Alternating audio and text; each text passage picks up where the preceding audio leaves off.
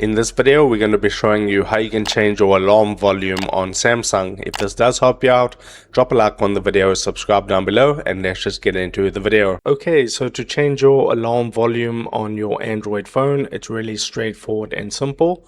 All you need to do is swipe up, and then on the search, you just want to type clock.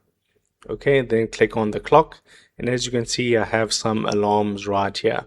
So for an example, this one here at 8 a.m. if I tap onto that one, and you can see now it says sound, vibration, snooze. What you want to do is click on the sound.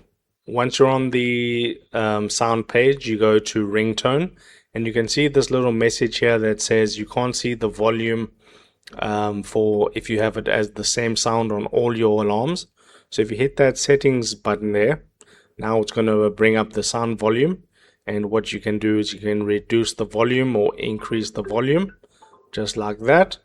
And then once you're happy, you can just hit the back button, and that will change the volume of your alarm on your Android or Samsung. If this helped you out, drop a like on the video and subscribe to my channel.